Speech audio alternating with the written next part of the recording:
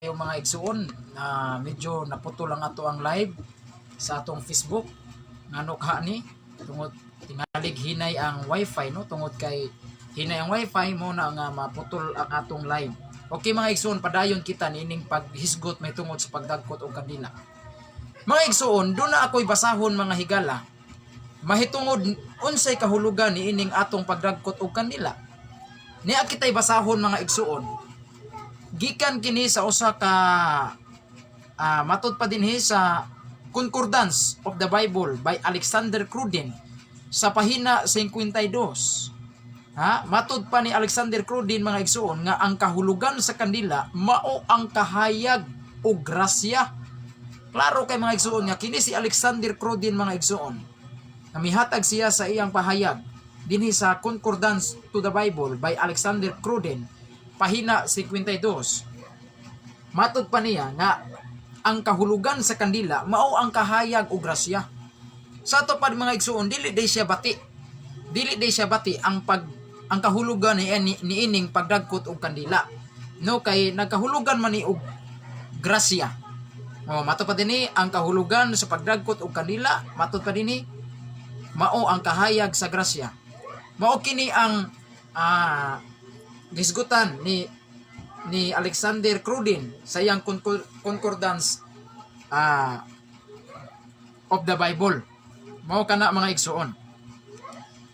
Unya mao na mga igsuon nga kining kahulugan sa pagdagkot nato og kandila igsuon.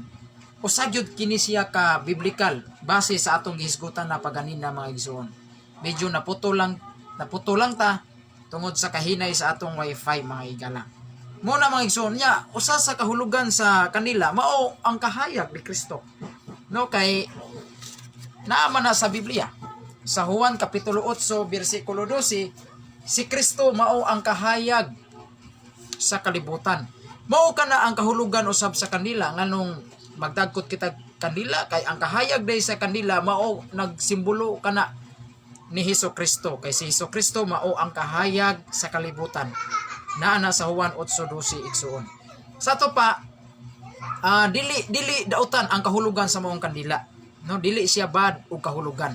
Mo na ang mga kaigsuonan natong mga dili Katoliko mosupak yun. Kusog kayo wa na sa Biblia ang pagdagkot og kandila. Usay wa sa Biblia nga bag-o pa ganing natong gibasa sa Biblia mabasa gyud litra por litra dunay kandila. Nya naghisgot pud si Kristo og pagdagkot og kandila. Ato na nang gibasa, naagyoy mabasa litra por litra. Unya mingon sila pagano man ang pagdagkot og kandila unsay pagano? Asa mabasa sa Biblia nga pagano ang pagdagkot og kandila? Di mo kabasa niya na bisag hutdon pa nyo basa ang Old Testament ngadto sa New Testament. Di gyud mo kabasa bisag usa na lang kasitas nga ang pagdagkot og kandila pinagano. Di gyud mo kabasa ana igsoon. Nya ikaduha, naabay balaod sa Biblia nga nagsugo nga nag-ingon nga dili pwedeng magdagkot og kandila. Naabay balaod wala gyud. Mo na mga igsuon nga kining atong pagdagkot og kandila igsuon biblical gyud siya. Naa kitay mga teksto nga gipanggamit. Una natong gigamit Marcos 4:21 naghisgot diri si Kristo og kandila. Unya Mateo 5:14-15 naghisgot si Kristo dinhi og pagdagkot og kandila. Unya ato dayon gikutlo ang Old Testament nga kabahin na gyud ay sa tinuhuan sa mga Hudiyo ang pagdagkot og kandila igsuon. Busa kitarang Katoliko, kitara ang tinuhuan nga nagbansay gihapon ini mga igsuon. Adlaw gabi nagsiga kana mga igsuon ang mga lamparahan sa ato ang simbahan samot na nga naa diha sa Blessed Sacrament, naa diha ang lawas ni Kristo gisuod sa tabernakulo. Kanunay ka nang gasiga ang lamparahan. Kitang mga Katoliko magdagkot kita kandila, muadtog simbahan, muadtog menteryo, ug dunay prosesyon kay makahuluganon kaayo kana. Para natong mga Katoliko makahuluganon kaayo kanang pagdagkot natong kandila. Mao na mga igsuon nindot kayo ang kahulugan sa mong kandila.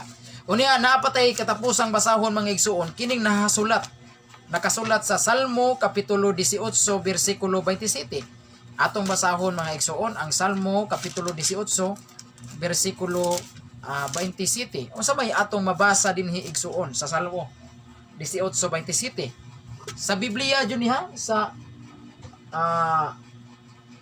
Biblia gyud sa King James, Biblia gyud sa mga dili Katoliko kining King James version. Salmo 18:27. Nag-ingon dinhi, kay ikaw muluwas sa gisakit nga katawhan, apan mupaubos sa mapahitason o panagway. Kay ikaw mupasiga sa akong kandila, ang Ginoo ang akong Dios mulamdag sa akong kangitngit. Nanawara klaro kay mga igsoon.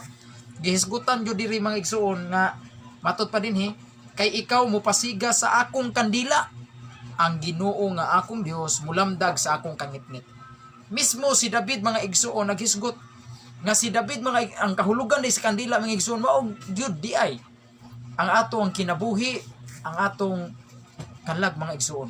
Nga matud pa dinhi ni David, kay ikaw mupasiga sa akong kandila, ang Ginoo nga atong Dios mulamdag sa akong kangitngit. Sa ato pa mga igsoon klaro og tataw nga mismo si David naghisgot siya mga higala nga ang Ginoo gyud moy mudagkot og kandila. Sa ato pabot pasabot nga nagsimbolo ni siya, no, nay kahulugan ba nga kita mao ang kandila kahayag nga pagdagkutan sa Ginoo mga igsoon. Klaro kay mga igsoon nga kini ding pagdagkot atong kandila biblikal gyud siya mga igsoon. Mao na mga higala nya dinhi nakita ibasahon kining usa sa libro sa ato ang simbahan, The Apostles' Creed, no, naghisgot dinhi kini ding kandila, no, timaan kini di ay sa kahayag ni Kristo sa kalibutan, no, mao kana siya mga igsoon. Muna nga hinaot nga doon na kamoy nasabtan ining atong gihisgutan karon nga topic may tungod sa pagdagkot o kandila mga igsoon. Naot nga doon na kamoy masabtan o i-share usab ninyo ngadto sa uban. Kung doon na kamoy mga GC, i-share kini ninyo aron katong mga Katoliko daghan pud nga makatunan. Uban nga mga Katoliko daghang makatunan ug daghan pud makadungog sa atong programa mga igsoon. Okay, daghang salamat unya ato sa ning basahon ang mga naglantaw nato karon. O salamat ni Brad Peter Pindon, salamat sa imong pagtan-aw Brad. Bato pa niya pasudla ko bro. Hindot unta bro nga mosud ka unya di man ko kabaw unsaon pag manihuan ni aron makasud ka. No? Unya atong debate bro madayon daita 8 PM. Oh, okay. Unsa man tong adlaw atong sabot? Pwede Bernes, pwede Sabado. Ay lang karon kay naam tay programa ron sa radyo unyang gabi. Kandila bro nga itom unsa pod ang kahulugan? Okay. Maito man siya og maputi, ang kahulugan sa kandila ang kahayag ni Hesukristo. Juan 8:12 si Kristo mao ang kahayag, no? Maito man siya maputi, mapink man siya, mapuwa man siya, ang kahulugan gyud ni ana, ang kahulugan sa kandila, ang kahayag sa kandila mao gyud ang atong Ginoong Hesukristo. Nga po di ay balaod nga dagkot og kandila naagyud naman nagisgutan sa Biblia, no, nga nagsugo gyud di ay sa Ginoo nga bisag basahon nimo ang Old Testament nga sugo gyud di sa Ginoo ang pagdagkot og mga kandila, no, kandiliro, kandila o kining lampara. Mingon gikag kandiliro meaning naa dihay kandila kay kanang kandiliro kanang butanganan na sa kandila murte gingan lang sa kandiliro kay butanganan sa kandila nya matud pa sa unang Kronikas 13:11 sugo man na sa Ginoo ang pagdagkot, no, usa man din na kasugo busa naa gyud di ay sa Biblia unang Kronikas 13:11. Okay, unya Juvenil Optinal Nob, salamat brad sa imong pagtanaw. Ken Thomas Saint Thomas man siguro ni. Salamat sa imong pagtanaw brad. Saint Thomas Fuentes Cabiro, salamat brad sa imong pagtanaw. Unya ang ato bro Peter Pindon ato tong dayunon parang naay mo tagam ha. Pagkaliteral sa panabot mahitungod sa kanila. Matod pa ni brad Ridi Sumayo, pagkaliteral sa panabot mahitungod sa kanila. Ako bitong gisaysay mahitungod sa kandila o kahulugan sa kandila. Kaliteral man aning gihisgutan ni Kristo brother. Marcos 4:21 og sa Mateo 5:14-15 kaliteral ani kay naghisgot og dagkot og kandila. Oh, kaliteral ana, di na nimo literalon. Kung di pa na literal nganong dagkutan man na. Ha? Nganong ibutang man na sa kandiliro. Meaning literal gyud kay ibutang nya dagkutan kay kung di na literal di na dagkutan. Di na ibutang sa kandiliro. Literal lang gisgutan diha sa Marcos 4:21, Mateo 5:15-14. Pero pag hisgot na nako kahulugan sa kanila kana noon, dunay mga significant na mga kahulugan na. Mo na kana inong bahina mahimong dili literal kung maghisgot na tag kahulugan sa kanila. Pero kanang gisgutan sa Marcos 4:21 nga naghisgot si Kristo kanila literal gyud na. Mateo 5:14-15 literal gyud na. Pero katong gisgutan nako nga mga kahulugan sa pagdagot kanila kana hinon dili literal kay mga kahulugan naman na, mga significant naman na, mga simbolo naman na mahitungod sa pagdagot to kanila kana inong bahina dili literal. Pero kanang Marcos 4:21, Mateo 5:14-15 kana literal gyud kay na oy. Unang Kronikas 13:11 literal gyud kana oy. Literal gyud na siya. Ingon ana ra siya ka simple brother. Okay, Kram Nari Largo, salamat sa pagtanaw. Matod pa ni Peter Pindon. Unsay English bro sa kandol ay kandila, kandol. Amo na sa in English. Tudloan ti ka ha. Kay kanang pangutan na ha pang grade 1 man na. Ato na nanto bagon balag pang grade 1. Ang in English kandila, kandol. Unya ang sudlanan sa ang butanganan sa kandila, kandolistik. O ngano ginganlam siya kandolistik? Kay naay kandila butanganan sa kandila. Meaning kung naay butanganan sa kandila, naay kandila. Nganlan din nagkandolistik kung way kandol. O di ba? Masabot ka na nimo nga naa na gyud ay kandila sa Old Testament kay naa may kandolistik. Sa tapan naa may butanganan sa kandila. Di ba? For example, maghisgot tag tangkal. Ano gisgutan nagtangkal kay dunay gibutangan diha tangkal sa manok o tangkal sa manok. O ngano ginganlam sa tangkal sa manok kay dunay manok nga gibutangan sa tangkal. O ina na ba? Kandolistik. Ngano ginganlam sa kandolistik? Pasabot na naay kandila. Naay naa nagyuday kandila kay kanagong word nga kandolistik kung imo nang binisayon kandiliro ba ay kanang butanganan sa kandila no kung di na butanganan sa kandila butanganan na og mga prutas di na tawag og kandolistik kung butanganan na sa prutas pero kung butanganan na sa kandila amo na gitawag siya og kandolistik gikuha di ang pong kandol mo na siya mo na usa na siya ka prove Brad Peter Pindon nga naa gyud ay kandol no kandila kay naa may butanganan sa kandila kay kung way kandila ngano na may butanganan sa kandila kana ding kandolistik unsam din na di na kandila ay dili din na butanganan sa kandila di ba ingon ana ra siya ka simple logic ba logic kami tatong logic no okay matod pa ni Peter Pindon unsay English sa bro sa kandol wa day kakabaw unsay in English sa kandila wa day kakabaw ana Brad Peter unsay in English kanang kandila na unsa sayo na kay naay. Okay, salamat. Noel Salazar, dumayok. Salamat sa pagtanaw, Brad. Unya, ang Bisaya, bro. Kay lamparahan o tangkawan, bro. Lamparahan. Kanang lamparahan, lahi isa ng lamparahan. O tangkawan, lahi po na siyang lamparahan. Kay kanang lamparahan, mura na siya kanang so ba? Murag so. Muna siya. Kay kung imong basahon ng unang Kronikas 13:11, gibutangan jud gidistinguish jud naagyoy kalainan dunay kandilero na apoy lamparahan naagyo na diha mga igsuon lahi sa nang lamparahan lahi po ng kandila no mo na siya Brad Peter Pindon. Okay, daghang kay salamat sa inyong pagpaminaw nining akong programa mga igsuon nga hinaot nga inyo kining ipaambit ngadto sa uban nga wala pa gyud kadungog sa ato ang live.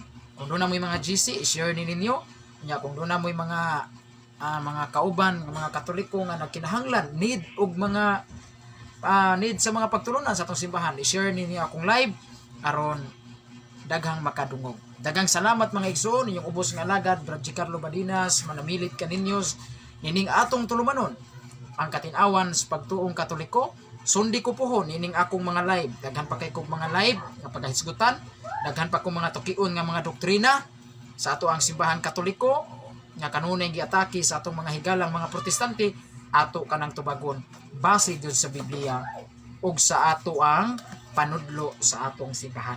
Okay mga isuon, unya maayong pagtanaw ni Gab Surig. Salamat sa imong pagtanaw Brad Gab Surig. Okay. Unya ang Bisaya bro kay lamparahan og tangkawan matod pa ni salamat sa pagtanaw nimo Julius Ryan Lawas. Salamat Brad. Julius Ryan Lawas. Peter Pindon, akong gibasa bro, kandulistik ang Bisaya tangkawan man lagi. Asa man na nimo mabasa brad? Sa Sitas Biblia nga ang Bisaya sa kandulistik tangkawan. Be asa ko mabasa bi nga Sitas Biblia bi? Be daginuton tikana. Sa di pa ko mahuman. Asang Sitas mabasa sa Biblia nga ang Bisaya sa kandulistik tangkawan. Kay kung basahon nato ang unang Kronikas 13:11, duna gyud gidistinguish jud. Duna gyud kalainan, dunay distinguish ba? Ato basahon na unang Kronikas 13:11. Kay mao man ni akong gigamit. No, mao man ni akong gigamit. Og sila nagsunog ngadto sa Ginoo sa matag buntag ug matag gabii sa sinunog nga mga sakripisyo og mahumot nga insinso. Ang pagpasundayag nga tinapay usab gipahimutang diha sa hanay nganha sa putli nga lamisa. Tara. Og ang kandiliro sa bulawan uban sa mga lampara. Klaro ana. Sa tapalahi dayong kandiliro, kandiliro sa bulawan uban sa mga lampara. Doon na day uban ang kandiliro. Doon ay kandiliro nga bulawan uban ang lampara. Lahi jud di ang lampara ug lahi pud ang kandiliro. Pero kamatod pa ni Peter Pindon ang Bisaya kuno sa kandulistik. Mato pa sa kandulistik tangkawan. Unsa to imong gingon? Ang imo bang unang giingon nga ang Bisaya sa kandulistik lampara mo to? Lampara? Ikaw ra ba nag-ingon na lampara karon natangkawan na pod. Okay. Muna siya brad. Dagang kayong salamat ha sa inyong pagtan-aw nako mga igsoon. Kunya, kung doon na kay sita sana Brad Peter Pindon sa Biblia kay gamit man kog Biblia. Basahi sa kog sitas Biblia nga. Okay, Exodo 20:37. Okay, atong basahon na. Atong basahon sa Exodo 20:37 kung naabay mabasa dinhi nga ang Bisaya sa kandulistik tangkawan. Atong basahon na. Exodo 20 nga 37. Oy, Exodo 20:37 wa may 37 sa Exodo 20 brad. Exodo 20:37 way 37 sa Exodo 26. Kuto bras 26. Bitaro nga kunog site Brad Peter Pindon. Kay nasobra ra sa ning imuha. No, Exodo 20:37 way 37 sa Exodo brother. Kuto bra 26, no? Okay, taro nga kuno hatag og sitas Brad Peter Pindon kay ang imong sitas nasobra, no? Nasobra. Kay walay 37 sa Exodo. Exodo 20:37 walay bersikulong 37 sa Exodo. Kotobra 27. 26. Wa say 26 Brad Peter Pindon. Ay walay 27 sa Exodo. Walay 27. 26 ra kutob ang bersikulo. Dira Exodo 20 walay 20 city. 26 ra. No? Muna nga paabot ko samtang di pa ko mahuman. Asa man nga Exodo unsa man ni Exodo 30:27. Okay, atong basahon na. Exodo 30:27. Okay. Og ang lamisa ug ang tanan niyang mga sudlanan ug ang mga kandiliro ug ang iyang mga sudlanan ug mga halaran sa insinso. Wa may mabasa din nga ang Bisaya sa kandulistik kuan tangkawan. Wa man ako mangibasa Daro, og ang lamisa og ang tanan niyang mga sudlanan og ang mga kandiliro. Kandiliro man lagi. Wa may giingon diri ang Bisaya sa kandulistik kanang tangkawan. Wa man. Kandiliro og ang iyang mga sudlanan og ang halaran sa insinso. So ato pa naa gyud ay mga insinso, mga halaran kanang mga altar og kandiliro butangan sa kandila. Ang akong gibasa dili lagi tangkawan, kandiliro. Kandiliro akong gibasa King James version man di man ni Katoliko nga hubad. Okay, ato ko nung basahon din sa Katoliko nga hubad. Okay. Atong basahon na sa Katoliko nga hubad Kay akong gigamit Protestante man to nga Bible 30:27. Okay. og ang lamisa og tanang kahimanan niini, ang kandilero og sa tanang kahimanan niini, dihugi usab ang halaran nga gamiton sa pagsunog sa insinso. Oh, naam kandilero gyud brad. Kandilero. The table on kandilero gyud brother. Kandilero man. Sa imong version bro. Dara akong version kani Catholic Bible man ni siya. Dara Catholic Bible oh. Catholic Bible ni siya bro. Oh, Catholic Bible ni siya. Nya atong basahon ang Exodo 30:27. Ang lamisa ug ang tanang kahimanan niini, ang kandilero ug ang tanang kahimanan niini, dihugi usab ang halaran nga gamitos pagsunog sa insinso. Wala man, wa may mabasa dinhi nga ang kahulugan sa kandilero, ang Bisaya sa candlestick tangkawan. Tingali laing hubad siguro. Igura man sad ko nagbasa ani brother. Igura ko Protestant Bible o Catholic Bible. Kani siya. Okay mga igsoon nya busa kani ding gipanghisgutan nato biblical gyud ay do.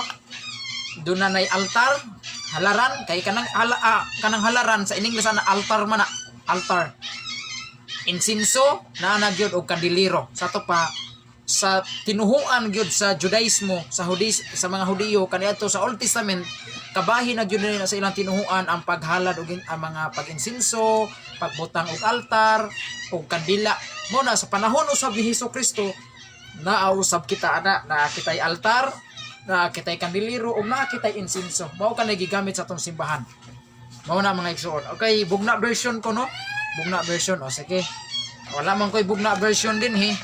Na ako'y apps nga Bible diri sa akong cellphone, bugna version. Ako na yan ang basahon, brad. Oh, na ako'y apps nga bugna version. Naara sa akong cellphone. Ako man ang gigamit akong cellphone sa live. Di sana ako na siya mapakli. Ay di sana nako siya mahiling. Okay, daghang salamat sa iyong pagpaminaw kanako. Inyong ubos nga lagad, Brad Giancarlo Badinas, manamilit kaninyo. Maayong hapon, maayong gabi kanatong tanan. God bless ang Dios. Manalangin kanatong tanan. God bless.